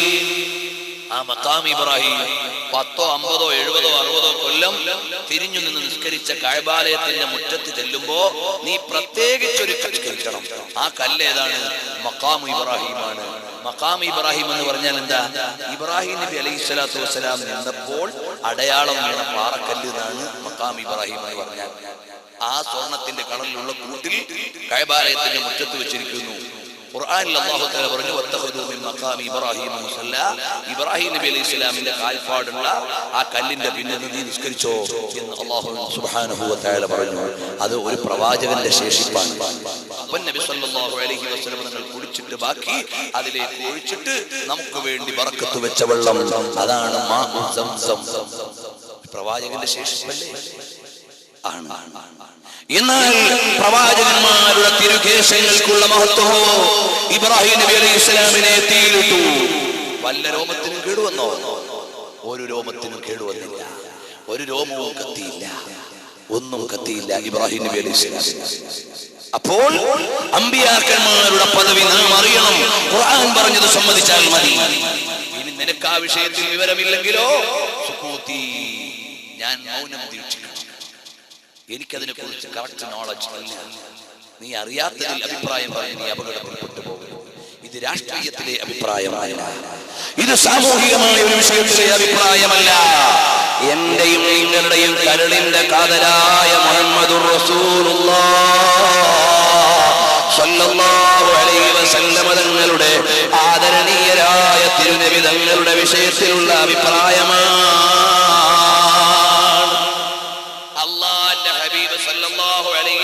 തങ്ങളുടെ നാടുകൊണ്ട് ഖുർആൻ സത്യം ചെയ്തിട്ടുണ്ട്.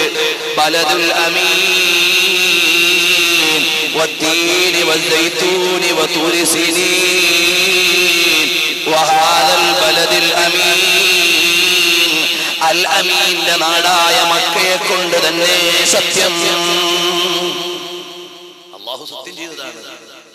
നബി സല്ലല്ലാഹു അലൈഹി വസല്ലം തങ്ങളുടെ തിരുകേശം അതുകൊണ്ട് ഖുർആൻ സത്യം ചെയ്തു പോയി. വല്ലാഹു വല്ലൈലി ഇദാ സജാ, അതുകൊണ്ട് ഉദ്ദേശിക്കുന്നത് ഹബീബിന്റെ വെളുത്തതും കറുത്തതുമായ മുടിയാണെന്ന് മുഫസ്സിറുകൾ എഴുതി വെച്ചു പോയി. അത്രയും വലിയ പവിത്രതയുണ്ടെന്ന് മനസ്സിലാക്കി എനിക്കറിയാത്ത വിഷയത്തിൽ ഞാൻ ഇടപെട്ടു പോകേണ്ടതില്ല. ഞാനൊരു മുത്തഅല്ലിമാണ്, അല്ലെങ്കിൽ ജാഹിലാണ്, വിവരമില്ലാത്തവനാണ്, ഞാൻ എന്തെങ്കിലും അഭിപ്രായം പറഞ്ഞ് കുടുങ്ങിക്കൂടാ. നിങ്ങൾ നോക്കൂ, ഇബ്രാഹിം നബി അലൈഹിസ്സലാമിനെ തീയിലേക്ക് ഇട്ടു. നമ്രൂദിന്റെ മകൾ ഇങ്ങനെ കൊട്ടാരത്തിൽ നോക്കുക, ഇബ്രാഹിം നബി കത്തിപ്പോണത് കാണാൻ ഒന്നും കാണാനില്ല. നോക്കിയപ്പോ പൂന്തോട്ടത്തിനുള്ളിലേക്ക് ഇബ്രാഹിം നബി അലൈഹിസ്സലാം. നമ്രൂദിന്റെ മോള് പറഞ്ഞു, ഞാനും അങ്ങോട്ട് വരുന്നുണ്ട്. നേരെ ഇറങ്ങി വന്നിട്ട് ഇബ്രാഹിം നബി വിളിച്ചു, യാ ഇബ്രാഹിം, എനിക്ക് നിങ്ങളുടെ അടുക്കലേക്ക് വരണം. ഇബ്രാഹിം നബി അലൈഹി സ്വലാം പറഞ്ഞു, വരാനായിട്ടില്ല മോളെ, കലിമ ചൊല്ലിയെങ്കിലേ വരാൻ. അങ്ങനെ നമ്രൂദിന്റെ മോൾ ഇസ്ലാമിലേക്ക് വന്നു. ഇബ്രാഹിം നബി അലൈഹി സ്വലാമിന്റെ ലോകത്തിന് പോലും ഒരു തീപോലും വന്നില്ല. ഞാനീ പറഞ്ഞ സംഭവം എന്റേതല്ല,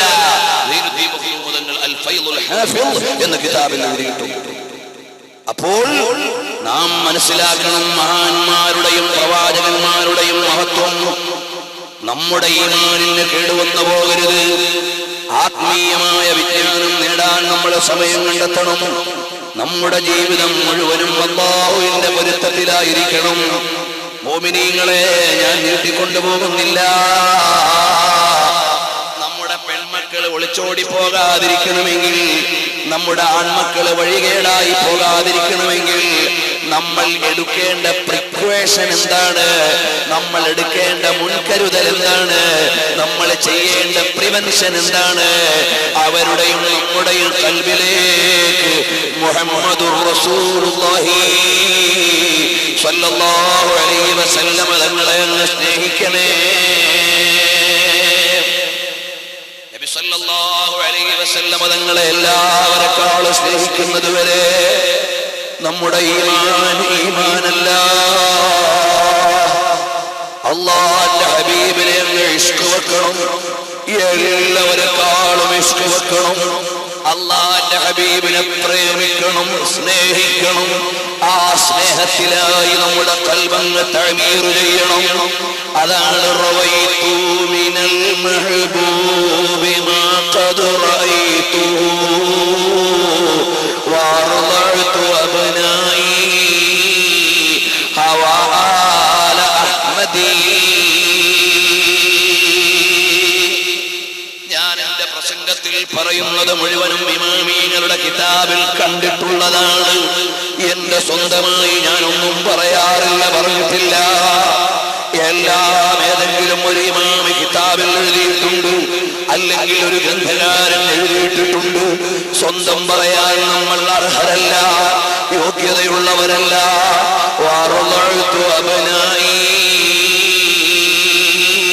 ഞങ്ങളുടെ മക്കൾക്ക് നമ്മൾ അതാ അമ്മിഞ്ഞ നൽകുന്നത്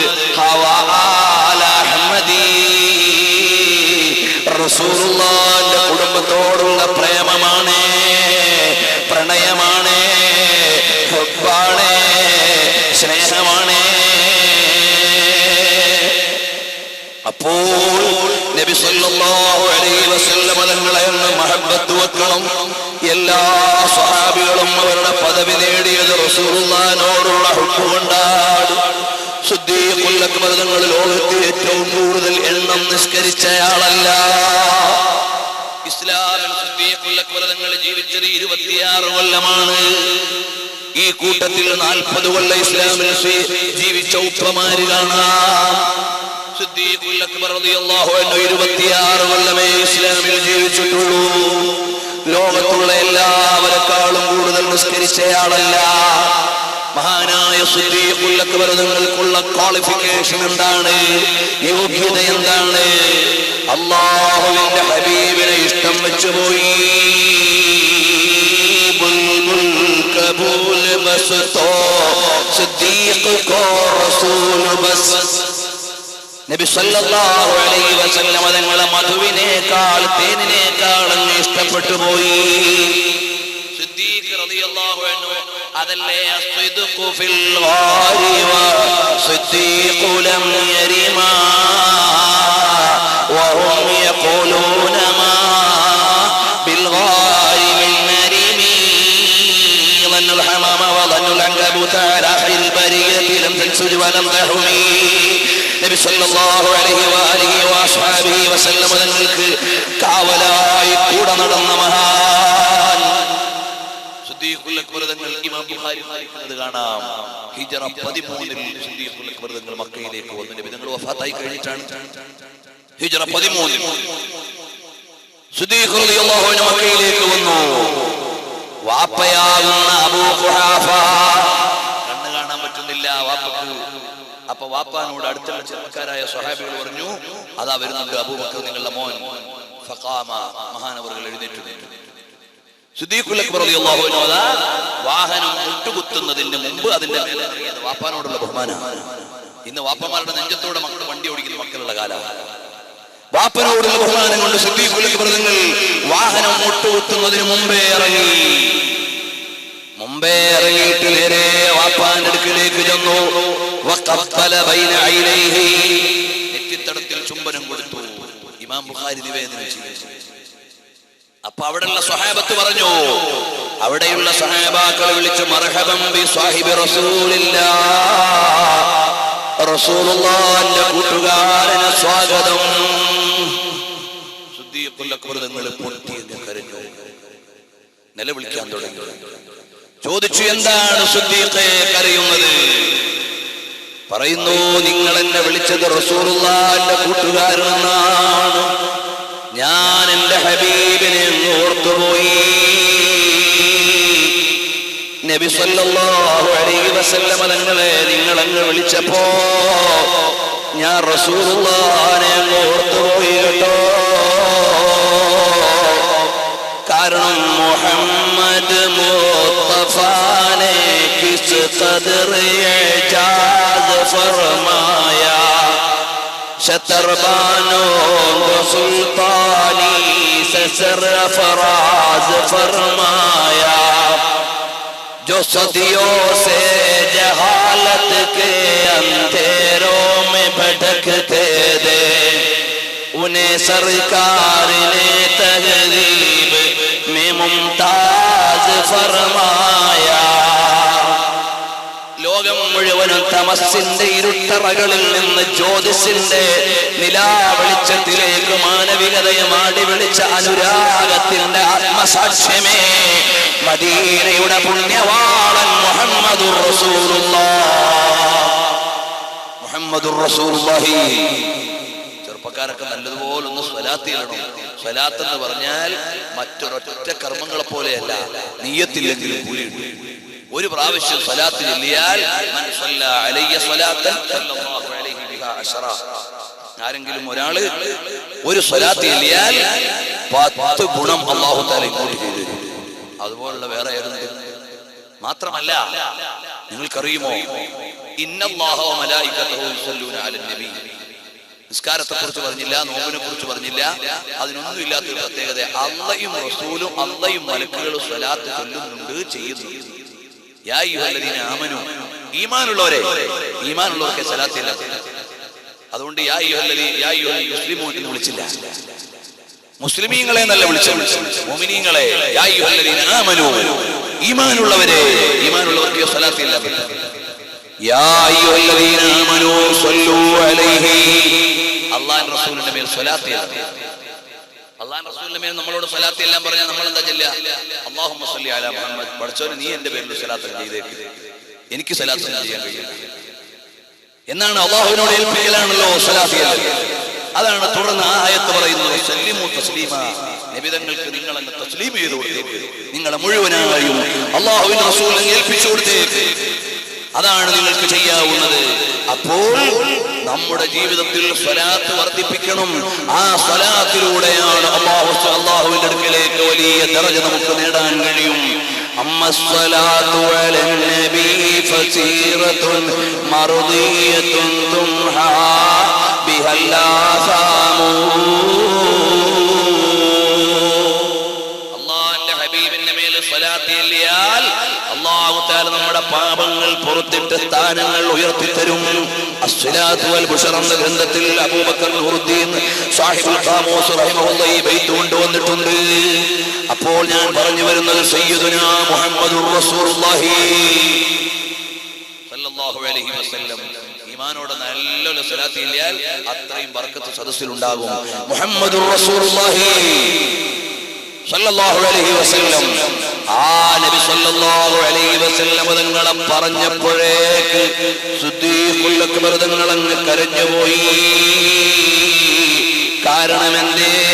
ഞാനങ്ങ് ഓർത്തുപോയി റസൂലുള്ളാഹിനോടൊപ്പം കഴിഞ്ഞുകൂടിയ സമയങ്ങള് ഞാനങ്ങ് ഓർത്തുപോയി. എവിടെ കഴിഞ്ഞുകൂടിയതാ? സൗർ ഗുഹയുടെ ഉള്ളിൽ ഇരിക്കുന്ന സമയത്ത് 45 മീറ്റർ ദൂരെയാണ് ഉമയ്യത്ത് ബിൻ ഖലഫ്. അസ്സലാത്തു വൽ ബുശ്റ ഈ വിഷയം പറയുന്നത് 45 മീറ്റർ ദൂരെയാണുള്ളത് ഉമയ്യത്ത് ബിൻ ഖലഫ്. അയാൾ നോക്കി ഈ ഗുഹയിൽ ആരെങ്കിലും ഉണ്ടോ? അപ്പൊ അല്ലാഹു തആല വെച്ച മുഅ്ജിസത്തുകൾ എത്രയാണ്? 3 മുഅ്ജിസത്തുകളാ പ്രധാനമായും. ഒന്ന്, ഒരു മാടപ്രാവ് അവിടെ മുട്ടയിട്ടിട്ടുണ്ട്. മറ്റൊന്ന്, ഒരു ചിലന്തി അവിടെ വല കെട്ടിയിട്ടുണ്ട്. മറ്റൊന്ന്, അപ്പോഴൊരു മരം അവിടെ നിന്ന് മുളച്ചിട്ട് അതങ്ങ് വലുതായിട്ട് അതിന്റെ ഇല അങ്ങ് വിടർത്തിയിട്ട് റസൂലുള്ളാഹിന്റെ മുഖം അങ്ങ് മറച്ചു പിടിച്ചു. ഇതാരുദ്ധരിച്ചു? ഇമാം ദാരിമി ഉദ്ധരിച്ചിട്ടുണ്ട്. ഇമാം ദാരിമി റഹിമഹുല്ലാഹ് ഉദ്ധരിച്ചു. ആ നിവേദനം എടുത്ത് വിശദീകരിക്കുന്നു നൂറുദ്ദീൻ സാഹിബുൽ ഖാമൂസ് റഹിമഹുല്ലാഹ്. ആ മരം ഏതാണെന്ന ഗവേഷണം ഇമാം അബൂ ഹനീഫ തങ്ങൾ നടത്തിയിട്ടുണ്ട്. നാം മനസ്സിലാക്കണം, നബി സല്ലല്ലാഹു അലൈഹി വസല്ലം തങ്ങളെ അന്ന് നോക്കിയിട്ട് കയറിയപ്പോ ഈ ഗുഹയുടെ മേലേക്ക് കയറി ചെല്ലുമ്പോഴാണ് അവിടെ നിൽക്കുന്ന എതിരാളികൾ ചോദിച്ചു, അല്ല ഉമയ്യത്തെ, നമ്മൾ ഈ നിൽക്കുന്നതിന്റെ അടിയിലൊരു ഗുഹയുണ്ട്, നോക്കിയിട്ടുണ്ടോ? ഈ വർത്തമാനമാണ് സിദ്ദീഖുൽ അക്ബർ തങ്ങൾ ഉള്ളിലിരുന്ന് കേൾക്കുന്നത്. ഉടനെ ചോദിച്ചു, നബിയേ, അവര് താഴോട്ട് വന്ന് നോക്കിയാലോ നബിയേ? അല്ലാഹുവിന്റെ ഹബീബ് പറഞ്ഞു, മാ ളന്നുക ബിസ്നൈൻ, എന്താണ് സിദ്ദീഖേ നിന്റെ വിചാരം? രണ്ടുപേരെ കുറിച്ച് അല്ലാഹു സാലിസുഹുമാ, മൂന്നാമതായി അല്ലാഹു ഉള്ള രണ്ടുപേർ, അവരുടെ അവസ്ഥ എന്താണ്? അല്ലാഹു കാത്തുകൊള്ളും. നബി സല്ലല്ലാഹു അലൈഹി വസല്ലം ഒരു പേടിയുമില്ല. ലഹു ഹിമമുല്ലാ മുൻതഹാലി കിബാരിഹാ വഹിമ്മത്തുഹു സുഗ്റാ അജല്ലു മിനൽ ദഹ്രി. കാലം തോറ്റാലും നബി സല്ലല്ലാഹു അലൈഹി വസല്ലം തങ്ങളുടെ ധൈര്യം തോൽക്കൂല. ആ നബി സല്ലല്ലാഹു അലൈഹി വസല്ലം തങ്ങളോ അവിടെ ഇരുന്ന രംഗമാണ് ഉമയ്യത്ത് ബിൻ ഖലഫ് ആ ഗുഹയുടെ മുകളിൽ കയറിയിരുന്ന് മൂത്രമൊഴിച്ചിട്ട് ആ മൂത്രം ഒലിച്ചു വരുന്നു. അല്ലാഹുവിന്റെ ഹബീബിന്റെ മുഖത്തിന് നേരെയുള്ള ഭാഗത്ത് പുറത്തു വന്ന് തളം കെട്ടുന്നു. ആ രംഗമങ്ങ് ഓർത്തുപോയി. ആരാണ്? സയ്യിദുനാ സിദ്ദീഖ് റളിയല്ലാഹു അൻഹു ഓർത്തുപോയി. അതുകൊണ്ടാണ് ഞാൻ കരയുന്നത്. സിദ്ദീഖുൽ അക്ബർ തങ്ങൾ പറഞ്ഞു, അത്രയും വലിയ മഹബ്ബത്താണ് മഹാനായ സിദ്ദീഖ് തങ്ങൾക്ക്. ഇനി നിങ്ങൾ നോക്കൂ, ശഅറത്തും മിൻ ശഅറാത്തി റസൂൽ ശഅറത്തും മിൻ സദ്രി അബീ ബക്കർ സിദ്ദീഖ് സിദ്ദീഖുൽ അക്ബർ റളിയല്ലാഹു അൻഹു നെഞ്ചത്തെ ഒരു രോമം മതി. അതാണ് എനിക്ക് ഏറ്റവും പ്രിയപ്പെട്ടതെന്ന് ഉമർ ബിൻ ഖത്താബ് തങ്ങൾ പറഞ്ഞത് ഇമാം സുയൂത്തി താരീഖുൽ ഖുലഫയിൽ ഉദ്ധരിച്ചിട്ടുണ്ട്. അങ്ങനെ അങ്ങ് നോക്കിയാൽ എല്ലാ ഇമാമിയങ്ങളും വിജയിക്കാനുള്ള കാരണം മുഹമ്മദുർ റസൂലുള്ളാഹ് സല്ലല്ലാഹു അലൈഹി വസല്ലം തങ്ങളോടുള്ള മഹബ്ബത്താണ്. എന്റെ പ്രിയപ്പെട്ട രക്ഷിതാക്കളോട് സ്നേഹത്തിന്റെ ഭാഷയിൽ ഞാൻ വിനയത്തോടെ പറയുന്നു, നമ്മുടെ മക്കളുടെ ഖൽബിൽ ഹബീബിനോടുള്ള ഇഷ്ടം വളരണം, റസൂലുള്ളാഹിനോടുള്ള ഇഷ്ടം വളരണം. വീട്ടിൽ ഇരുത്തിയിട്ട് അവരെ കൊണ്ട് സ്വലാത്ത് ചൊല്ലിക്കണം. നബിതങ്ങളെ കുറിച്ച് അവർക്ക് പറഞ്ഞ് പരിചയപ്പെടുത്തി കൊടുക്കണം. അവരുടെ മനസ്സിൽ റസൂലുള്ളാഹി തങ്ങൾ എന്ന മഹാനായ നേതാവ് വളർന്നിങ്ങനെ വരണം. വലുതാകുമ്പോ ആ കുട്ടിയുടെ മനസ്സിൽ എനിക്ക് നബിയോട് സ്നേഹം വേണമെന്ന ചിന്ത വരണം. ഇന്ന് നമ്മുടെ മക്കള് സിനിമാ നടന്മാരുടെ പിന്നിലാണ്. ഇന്ന് നമ്മുടെ മക്കള് സ്പോർട്സ് സ്റ്റാറുകളുടെ പിന്നിലാണ്. നമ്മുടെ മക്കൾ ഇന്ന് സീരിയൽ നടന്മാരുടെ പിന്നിലാണ്, നടിമാരുടെ പിന്നിലാണ്. നമ്മുടെ മക്കളുടെയൊക്കെ മൊബൈലുകളിൽ വൃത്തികെട്ട ചിത്രങ്ങളാണ്, സിനിമയുടെ പീസുകളാണ്, സെക്ഷൻ ചിത്രങ്ങളാണ്. അതിൽ നിന്ന് റസൂലുള്ളാഹിനെ ഇഷ്ടം വെക്കുന്നൊരു മകൻ വേണ്ടേ? നിങ്ങളുടെ മകൻ റസൂലുള്ളാഹിന്റെ ഒരു മുഹിബ്ബാകണ്ടേ? നിങ്ങളുടെ മകൻ റസൂലുള്ളാഹിനെ ഇഷ്ടപ്പെടുന്നവനാകണ്ടേ? മകൾ റസൂലുള്ളാഹിനെ സ്നേഹിക്കുന്നവളാകണ്ടേ? എന്നാൽ ഹബീബിനോടുള്ള സ്നേഹമങ്ങ് വളർത്തിക്കോ. അറിയുമോ എന്റെ മുസ്ലിം ചെറുപ്പക്കാരെ, അതാ ബഹുമാനപ്പെട്ട സയ്യിദുനാ അബ്ദുല്ലാഹി ഇബ്നു സുബൈർ. അബ്ദുല്ലാഹി ഇബ്നു സുബൈർ വലിയ മഹാനായ നേതാവാണ്, സ്വഹാബിയാണ്, വലിയ നേതാവാണ്, മക്കയിലെ ഗവർണറാണ്. 50 ദിവസമായി മർവാൻ ഇബ്നുൽ ഹക്കമിന്റെ ഗവർണർ ഹജ്ജാജ് ഇബ്നു യൂസുഫ് മക്ക ഉപരോധിച്ചിരിക്കുകയാണ്. കഅബാലയത്തിലേക്ക് തെറ്റുവില്ലുകൊണ്ട് ആക്രമിച്ചിട്ട് അതാ കഅബയുടെ ചുവരുകൾക്ക് പരിക്ക് വന്നുപോയി. കഅബയുടെ ചുവരുകൾക്ക് പരിക്ക് വന്നുപോയി. 50 ദിവസത്തെ ഉപരോധമാണ്. ആ സമയത്താണ് അബ്ദുല്ലാഹി ഇബ്നു സുബൈർ, 100 വയസ്സ് കഴിഞ്ഞ ഉമ്മയുണ്ട്. പേരെന്തെന്നറിയുമോ? അസ്മാ ബിൻത് അബീ ബക്കർ. അബൂബക്കർ സിദ്ദീഖ് തങ്ങളുടെ മകൾ അസ്മാ ദാത്തുൻ നിതാഖൈൻ, ഇരട്ട പട്ടക്കാരി എന്ന പേര് കിട്ടിയ മഹതിയാണ്. കാരണം തൗറുകുറിയിരിക്കുന്ന നബിതങ്ങൾക്ക് ഭക്ഷണം കൊണ്ടുപോകാൻ മൃഗത്തിന്റെ മേലെ വെച്ചപ്പോ കെട്ടാൻ കയറില്ല.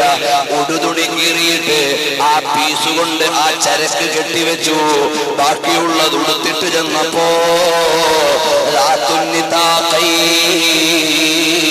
ഇരട്ടപ്പട്ടക്കാരി എന്ന് പേര് കിട്ടിയ മഹദിയാണ് സയ്യിദത്തുനാ അസ്മാ. ആ അസ്മാ ബിൻത് അബീ ബക്കർ റളിയല്ലാഹു അൻഹാ 100 വയസ്സ് കഴിഞ്ഞ ഉമ്മയാണ്. ആ ഉമ്മാനോട് അബ്ദുല്ല എന്ന മോൻ ചെന്നിട്ട് പറഞ്ഞു, ഉമ്മ, ഞാൻ എങ്ങനെയാണ് ഉമ്മ ഇനി ഇവർക്കെതിരെ നിൽക്കുക? അതാ മക്കയെ ആക്രമിച്ചുകൊണ്ടിരിക്കുന്ന ഹജ്ജാജ് ഇബ്നു യൂസുഫിനെ എങ്ങനെ നേരിടാനാണ് ഉമ്മ? ഉമ്മ പറഞ്ഞു, മോനെ, എന്തിനാണ് നീ വിഷമിക്കുന്നത്? ഉമ്മ, എല്ലാവരും പോയി.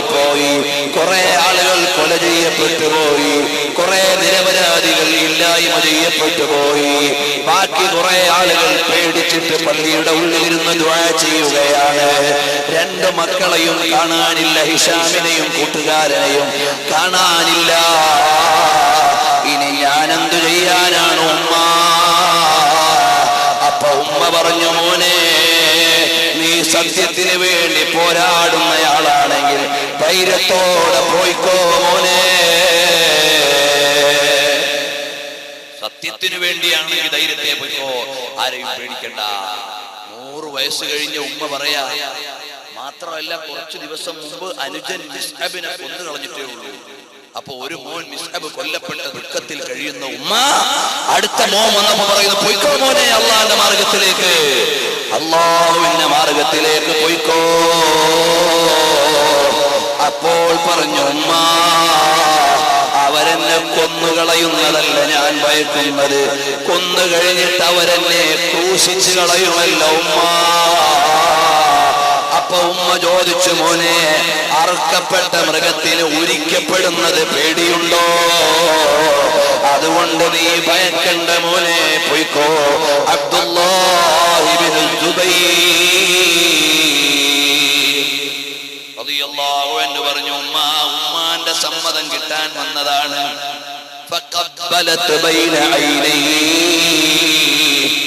നെറ്റിത്തടത്തിൽ മുത്തം കൊടുത്തിട്ട് മകനെ പടക്കളത്തിലേക്ക് യാത്രയാക്കിയിട്ട് ആ ഉമ്മ ദുആ ചെയ്യുന്നു, അല്ലയോ റബ്ബേ, എല്ലാ ജനങ്ങളും ഉറങ്ങുന്ന സമയത്ത് രാത്രി എഴുന്നേറ്റ് നിസ്കരിക്കുന്ന എന്റെ മകനെ നീ സ്വീകരിക്കണേ റബ്ബേ.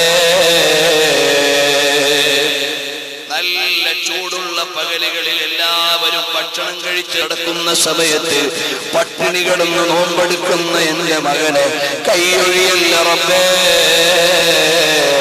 എന്റെ മുസ്ലിം ചെറുപ്പക്കാരാ, ഒരു യുവാവിന്റെ ക്വാളിറ്റിയാണ് തെറ്റിനെതിരെ വരുന്ന, തെറ്റിന് വേണ്ടി നിൽക്കുന്ന ആളുകൾക്കെതിരെ പടപൊരുതാൻ പോകുന്ന ഒരു പോരാളിയുടെ ഗുണമാണ്.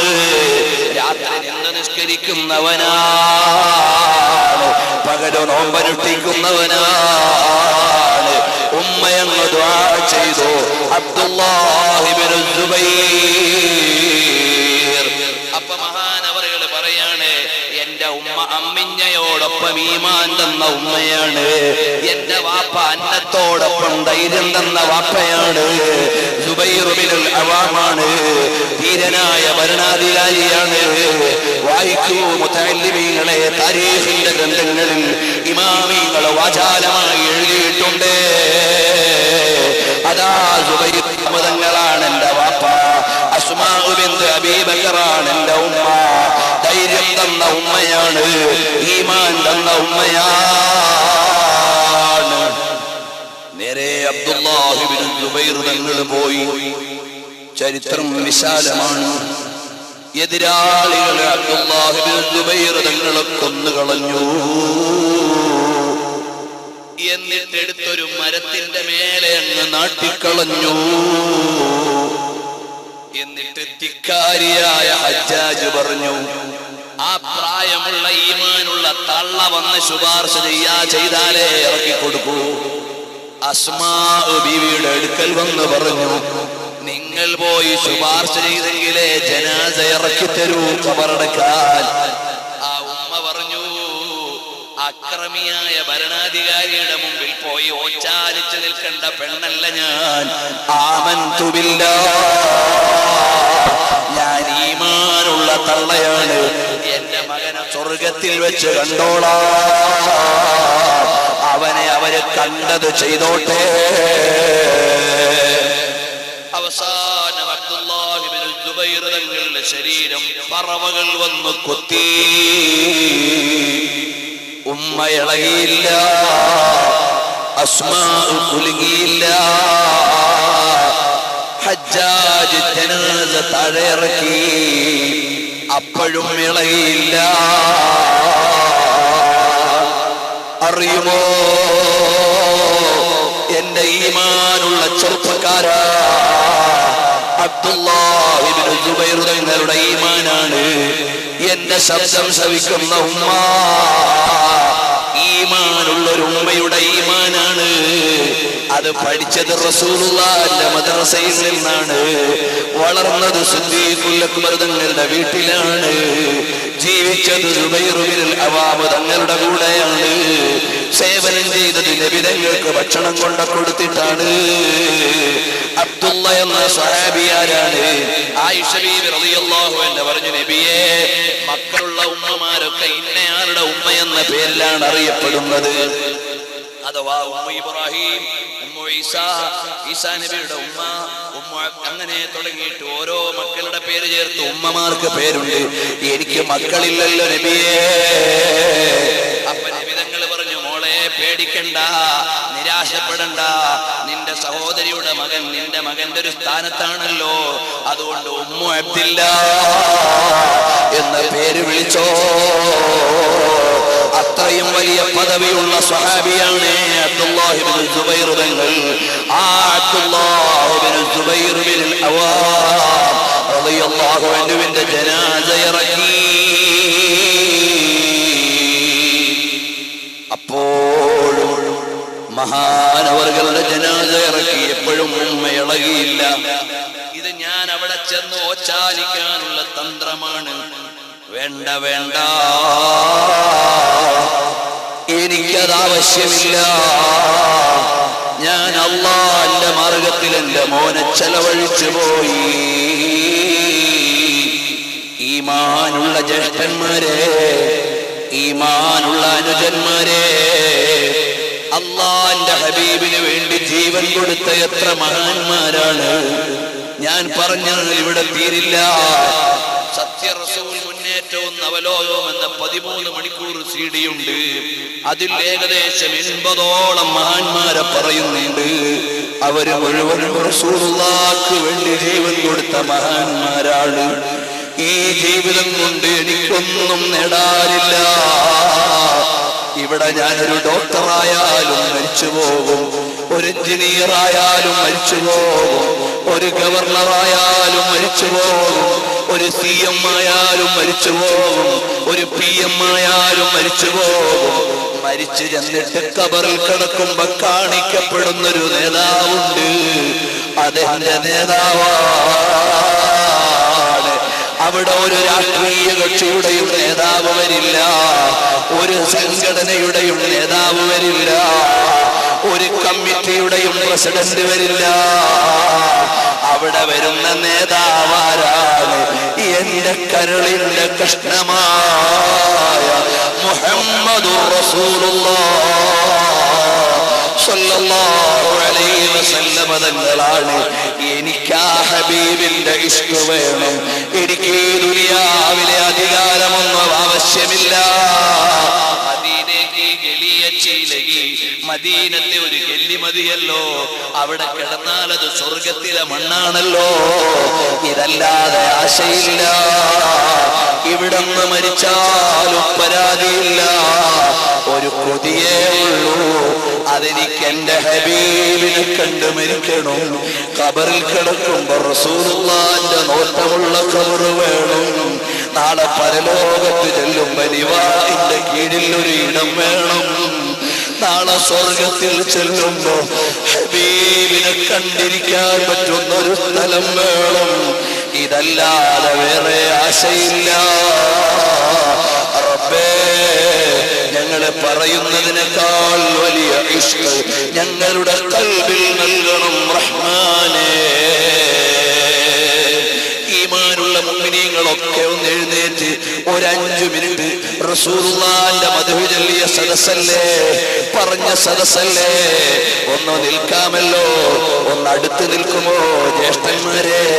അങ്ങ് അവിടെയൊക്കെ നിൽക്കുന്ന സഹോദരന്മാരെ, ഒന്ന് ദുആ ചെയ്തിട്ട് അവസാനിപ്പിക്കാമല്ലോ.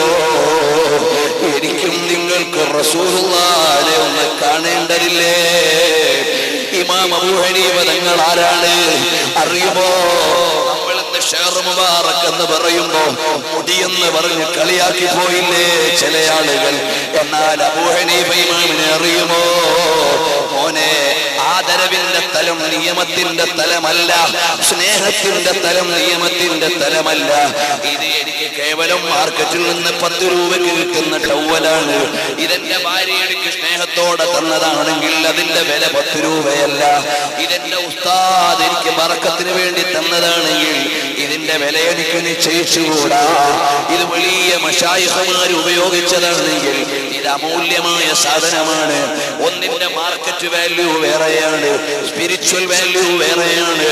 ഓരോന്നിന്റെയും വാല്യൂ വ്യത്യസ്തമാണ്. അറിയുമോ സഹോദരന്മാരെ? അപ്പോൾ മൂല്യം വലുതാണ്. നാം ഓരോരുത്തരും നബി സല്ലല്ലാഹു അലൈഹി വസല്ലം തങ്ങളുടെ ഷഹർ മുബാറക് പറയുമ്പോ ഹബീബിന്റെതാണെന്ന ബോധം വേണം. ഇമാം അബൂ ഹനീഫ തങ്ങളെ അറിയുമോ? മദീനത്ത് വന്നാൽ 3 ദിവസമേ താമസിക്കൂ. ആ 3 ദിവസവും മദീനത്തിൽ നിന്ന് ഭക്ഷണം കഴിക്കൂല. ആ 3 ദിവസവും മദീനത്ത് മൂത്രമൊഴിക്കുകയോ ടോയ്ലറ്റിൽ പോവുകയോ ചെയ്യില്ല. എന്തേ കാരണം? അല്ലാഹുവിന്റെ ഹബീബ് കിടക്കുന്ന നാട്ടിൽ എനിക്ക് മൂത്രമൊഴിക്കാൻ എന്റെ മനസ്സനുവദിക്കുന്നില്ല, എനിക്ക് ടോയ്ലറ്റിൽ പോകാൻ എന്റെ മനസ്സനുവദിക്കുന്നില്ല. ആ ബഹുമാനമാണ് ഇമാം അബൂ ഹനീഫ തങ്ങൾക്കുള്ളത്. അബൂ ഹനീഫ തങ്ങൾ മദീനയിൽ വന്നു. യാ സയ്യിദ സാദാത്തി ജിതുക ഖാസിദാ അർജു റിദാക വഅഹ്തമി ബിഹിമാക. നബി തങ്ങളുടെ അഭയം തേടിയിട്ട് മദീനത്ത് വന്നു. ആയിരക്കണക്കിന് ഗ്രന്ഥങ്ങളിൽ ഈ ബൈത്ത് കാണുന്നില്ലേ? ചുരുക്കി പറയാ, ഒരിക്കൽ വന്നപ്പോ മാലിക്കീമ ശിഷ്യന്മാര് പറഞ്ഞു, ഞങ്ങളുടെ ഉസ്താദല്ലേ, ഞങ്ങളുടെ ഉസ്താദിന്റെ ഉസ്താദല്ലേ, അതുകൊണ്ടൊരു 10 ദിവസം ഇവിടെ താമസിക്കണം. അബൂ ഹനീഫ തങ്ങൾ 10 ദിവസം താമസിച്ചു. ആ 10 ദിവസവും മദീനത്ത് നിന്ന് ഭക്ഷണം കഴിച്ചില്ല. ആ 10 ദിവസവും മദീനത്ത് പ്രാഥമിക ആവശ്യം നിർവഹിച്ചില്ല. അത് കറാമത്തായി ഇമാമികൾ എഴുതിപ്പോയി കേട്ടോ. അത് ബഹുമാനമാണ്. മദീനത്തിൽ ചെരുപ്പിട്ട് നടക്കാൻ പാടില്ലെന്നൊരായത്തിലുമില്ല, ഒരു ഹദീസിലുമില്ല. പക്ഷേ ഇമാമികൾ ചെരുപ്പിട്ട് നടന്നില്ല. കാരണം അല്ലാഹുവിന്റെ റസൂൽ കിടന്ന മണ്ണ്, നടന്ന മണ്ണ്, കിടക്കുന്ന മണ്ണ്, ഇരുന്ന മണ്ണ് ആ ബഹുമാനമാണ്. അങ്ങനെ എത്രയോ ആളുകളെ പറയാൻ ചരിത്രത്തിലുണ്ട്. സമയം പോരാത്തത് കൊണ്ട് കിടക്കുന്നില്ല. അതുകൊണ്ട് എന്റെയും നിങ്ങളുടെയും കൽബിൽ ഹബീബിനെ കുറിച്ച് ബഹുമാനം കുറയുന്നൊരു ചിന്ത വന്നുകൂടാ. ഹബീബിന്റെ തിരുകേശം അതാ ഒരു ആലിമിന്റെ കയ്യിലുണ്ട്. നിനക്ക് വേണ്ടെങ്കിൽ വിശ്വസിക്കേണ്ടതില്ല. അപമര്യാദയായ പ്രയോഗം വന്നുപോയാൽ ആഖിറത്തിൽ അത് ഗുണം ചെയ്യില്ല. നിനക്ക് വേണമെങ്കിൽ അത് സമ്മതിച്ചാൽ മതി. നിനക്ക് ഇഷ്ടമില്ലെങ്കിൽ നീ അങ്ങോട്ട് പോകണ്ട. അതുകൊണ്ട് നീ ബറക്കത്തെടുക്കണ്ട. പക്ഷേ മോനെ, 1% അതെന്റെ ഹബീബിൻ്റെതാണെങ്കിൽ, ഞാൻ പറയുന്നത് ഹബീബിന്റെ കേശത്തിനെതിരാണെങ്കിൽ എന്റെ ആഖിറം എവിടെ എന്നൊരു ചിന്തയാണ് മനസ്സിൽ വേണ്ടത്. അതുകൊണ്ട് നീ നിശബ്ദനായാൽ റബ്ബ് ചോദിക്കൂലല്ലോ മോനെ, എന്തിനാണ് വെറുതെ ആവശ്യമില്ലാത്ത വിഷയങ്ങളിൽ ഇടപെട്ട് ഈമാൻ നഷ്ടപ്പെടുത്തുന്നത്? ഒരു പണ്ഡിതനെയും ചീത്ത പറയരുത്, ഒരു സയ്യിദിനെയും കുറ്റം പറയരുത്, ഒരു മുസ്ലിമിന്റെയും അഭിമാനം ചോദ്യം ചെയ്യരുത്. മുസ്ലിങ്ങൾക്ക് ഇവിടെ സുരക്ഷയ്ക്ക് കേടുവരുന്ന ഒരു സമീപനവും വരരുത്. അല്ലാഹുവിനെ ഭയന്ന് ജീവിക്കണം. സുന്നത്തുകളെ കാത്തു സൂക്ഷിക്കണം. ഹബീബിനോട് ഇഷ്കുള്ളവനാകണം. ഒഴിവുള്ള സമയത്ത് സ്വലാത്ത് ചൊല്ലിക്കൊണ്ടേ ജീവിക്കണം. അല്ലാഹുവേ, ഞങ്ങൾക്ക് ഈമാൻ വർദ്ധിപ്പിക്കണം റഹ്മാൻ.